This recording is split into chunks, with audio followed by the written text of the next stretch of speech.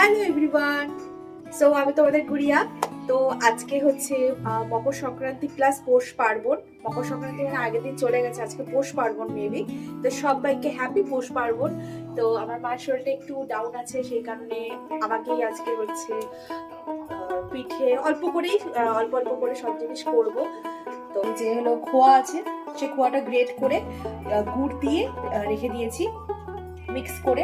এবার আমি ফার্স্টে কড়াইটা গরম হয়ে গেছে, এখানে আমি দুধ দিব। দুধটা ইয়ে করে নিয়ে দেন আমি তোমাদেরকে দেখাচ্ছি। ঠিক, ক্ষীরটা বসিয়ে দিয়েছি আমি।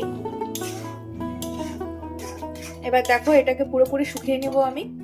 অলমোস্ট আমার ক্ষীর রেডি, একটু শুধু আর একটু ঘেটে ঘেটে করতে হবে।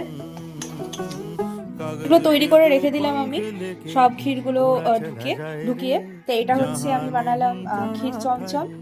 আর এটা একটু শেপটা গড়বড় হয়ে গেছে, এটা কুলি পিঠা টাইপের বানিয়েছি, কিন্তু জানি না এটা কুলি পিঠা হবে কিনা।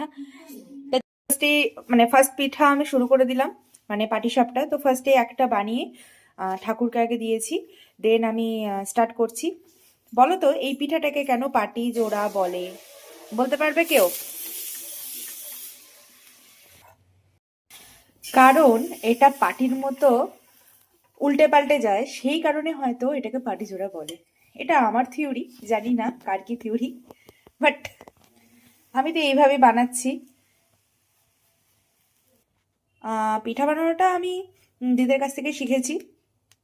আর তেমন ভালো আমি পিঠা পারি না, তাও চলে যাওয়ার মতো পারি।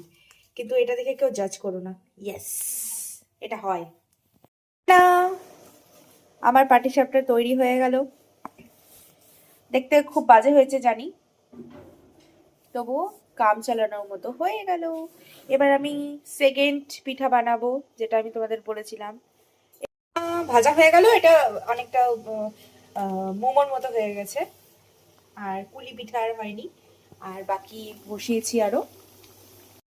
দেখো এগুলো লাল করে ভেজে নিয়েছি। এবার আমরা শিরায় দিয়ে দিলাম। আগে কতগুলো দিয়ে দিয়েছিলাম, এবার আরো দিয়ে দিচ্ছি। এই যে চলে আসলো, আমি আরেকটা জিনিস বানিয়ে নিয়েছি, মালপুয়া বানিয়েছি। মনে হচ্ছে বড়া, যাই হোক মালপুয়া বানিয়েছি। এদিকে আরো মালপুয়া ভাজছি, একদম লুকে যাবে না। এই দেখো বানিয়ে নিলাম মুখ পুলি।